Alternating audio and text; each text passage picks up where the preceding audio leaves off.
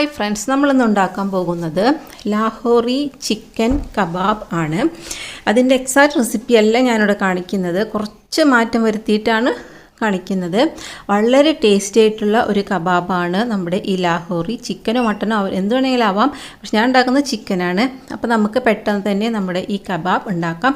അപ്പോൾ അതിന് വേണ്ടി നമുക്ക് ആദ്യം ചിക്കൻ എടുക്കാം. അതിലേക്ക് മുളക് പൊടി, മഞ്ഞൾപ്പൊടി, ഇഞ്ചി, വെളുത്തുള്ളി, കുരുമുളക് പൊടി, ജീരകപ്പൊടി, ഗരം മസാല, കസൂരി മേത്തി, പിന്നെ മല്ലിയില, ഇതെല്ലാതും ചേർത്ത് വെക്കണം. അപ്പോൾ നമുക്കെന്ന് പറഞ്ഞിട്ടുണ്ടെങ്കിൽ നമ്മൾ പല തരത്തിൽ ചിക്കൻ ടിക്ക, ചിക്കൻ കബാബ് ഒക്കെ ഉണ്ടാക്കാറുണ്ട്.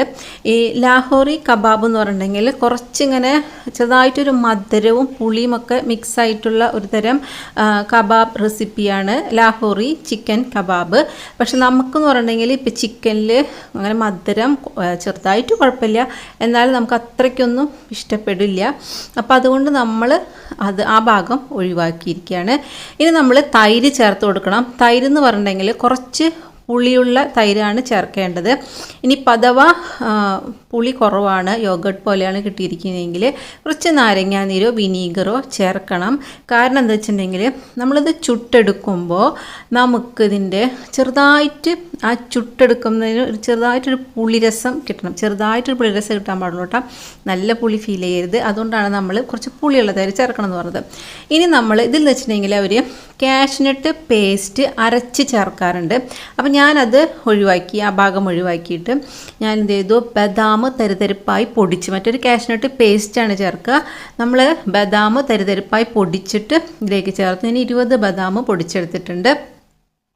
എന്നിട്ട് നമ്മളിത് വയ്ക്കുക. ഒരു 6-7 മണിക്കൂർ ഫ്രിഡ്ജ് താഴത്തെ തട്ടിൽ വെച്ചാൽ മതി. അപ്പോൾ രാവിലെ പുരട്ടി വെച്ചിട്ട് നമുക്ക് വൈകുന്നേരം ചൂടാം, അല്ലെങ്കിൽ രാത്രി പുരട്ടി വെച്ചിട്ട് രാവിലെ ചൂടാം. എന്തായാലും കുറച്ച് നേരം ഇരിക്കണം. അപ്പോൾ കുറച്ച് ഉപ്പ് കുറവുണ്ട് കേട്ടോ, അപ്പോൾ ഞാൻ ഉപ്പൊക്കെ ചേർത്ത് കൊടുത്തിട്ടുണ്ട്. ഇതെന്ന് വെച്ചിട്ടുണ്ടെങ്കിൽ നമുക്ക് സ്ക്യൂവറിൽ ചുട്ടെടുക്കുകയാണ് ഏറ്റവും നല്ലത്. പക്ഷെ നമുക്കത് ബുദ്ധിമുട്ടാണെങ്കിൽ തവയിൽ ചുട്ടെടുക്കാം. അവരെന്ന് പറഞ്ഞിട്ടുണ്ടെങ്കിൽ ചുടുന്നതിനിടയിൽ ഇങ്ങനെ നെയ്യ് തടവി കൊടുക്കുകയാണ് ചെയ്യുക. അപ്പോൾ നമുക്ക് അതും കുറച്ച് മാറ്റങ്ങളോടെ നമുക്ക് വീട്ടിൽ പറ്റുന്ന രീതിയിൽ നമുക്ക് ചെയ്തെടുക്കാം. വളരെ ടേസ്റ്റി ആയിട്ടുള്ള ഒരു കബാബാണ് നമ്മുടെ ഈ ലാഹോറി ചിക്കൻ കബാബ്. അപ്പോൾ ഇത് കുറച്ച് നേരം അവിടെ ഇരിക്കട്ടെ. പിന്നെ ഞാൻ പറഞ്ഞു നേരത്തെ ഒരു ചെറിയ മധുരം വേണം. അപ്പോൾ അത് ഇഷ്ടമുള്ളവർക്കാണെങ്കിൽ ഈ സമയത്ത് കുറച്ച് ശർക്കരയോ പഞ്ചസാരയോ അങ്ങനെ എന്തെങ്കിലും മധുരത്തിന് നിങ്ങൾക്ക് ചേർത്ത് കൊടുക്കാം കേട്ടോ. അങ്ങനെ ഞാൻ 6-7 മണിക്കൂർ കഴിഞ്ഞപ്പോൾ ഞാൻ ചുട്ടെടുക്കാൻ പോവുകയാണ്. ഞാൻ തവയിലാണ് ചുടുന്നത്. അപ്പോൾ ഞാൻ ആദ്യമേ തന്നെ നെയ്യ് അല്ലെങ്കിൽ ബട്ടർ, ഇതിലേതെങ്കിലും ഒന്ന്, വേറെ ഒരു ഓയിലോ ഒന്നും പാടില്ല, നെയ്യോ ബട്ടറോ മാത്രം അത് നമ്മൾ ചേർത്ത് കൊടുക്കുക. ഒരുപാടല്ല, എന്നാലും കുറച്ച് ആ ചിക്കന് അതിൻ്റെ ഫ്ലേവർ നന്നായി കിട്ടുന്ന പോലെ ചേർത്ത് കൊടുത്തിട്ട് നമ്മൾ പുരട്ടി വെച്ചതൊക്കെ നല്ല സെറ്റായിട്ടിരിക്കുന്നുണ്ട്. അതിൽ വെച്ച് ഞങ്ങൾ ഫ്രിഡ്ജിൽ വെച്ചത് കൊണ്ട് തന്നെ അത് ഇങ്ങനെ ശരിക്കും സാധാരണ ഉപ്പ് ചേർത്തിട്ടുണ്ടെങ്കിൽ ചിക്കനിൽ ഇങ്ങനെ വെള്ളം ഇറങ്ങി വരും.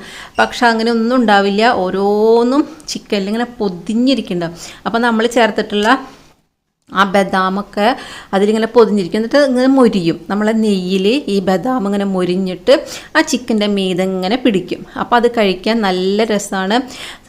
അവർ ശരിക്കും കാഷ്നട്ട് പേസ്റ്റ് ഉണ്ടാക്കുന്നതും ശരിക്കും പറഞ്ഞിട്ടുണ്ടെങ്കിൽ ഈ മസാല ഇങ്ങനെ പൊതിയുമ്പോൾ ആ മസാലയിൽ കാഷ്നട്ട് പേസ്റ്റിൻ്റെ ഒരു ഫ്ലേവർ, അതിങ്ങനെ ചുട്ടു വരുന്നൊരു ഫ്ലേവർ കിട്ടുമ്പോൾ അതും രുചി തന്നെയാണ്.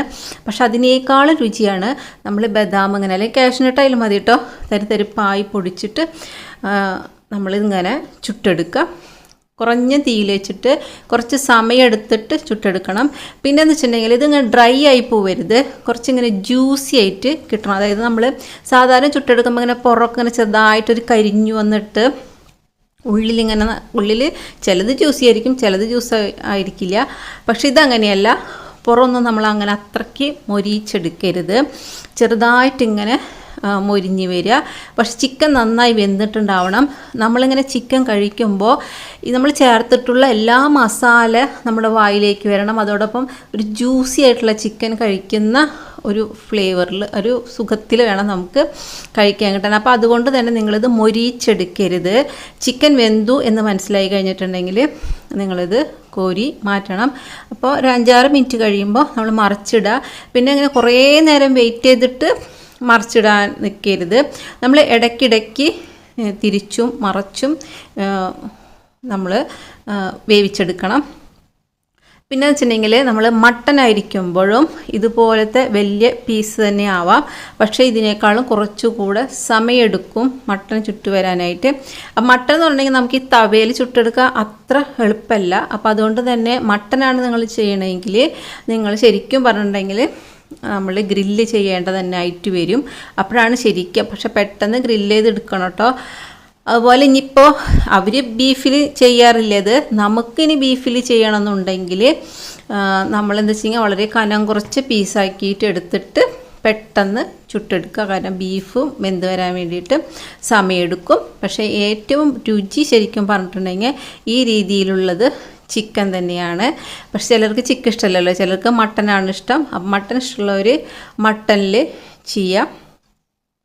ഈ ലാഹോറി കബാബ് എന്ന് പറഞ്ഞിട്ടുണ്ടെങ്കിൽ അവിടെ വളരെ ഫേമസ് ആയിട്ടുള്ള, പക്ഷേ ശരിയായ എന്താ റെസിപ്പി എന്ന് അവരാർക്കും പറഞ്ഞു കൊടുത്തിട്ടില്ല.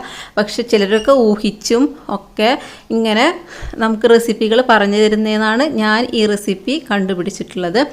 ഇതാണോ യഥാർത്ഥ ട്രഡീഷണൽ റെസിപ്പി എന്ന് ഞാൻ കുറേ സെർച്ച് ചെയ്ത് നോക്കി. പക്ഷേ യഥാർത്ഥ റെസിപ്പി അവരിതുവരെ ആർക്കും പറഞ്ഞു കൊടുത്തിട്ടില്ല.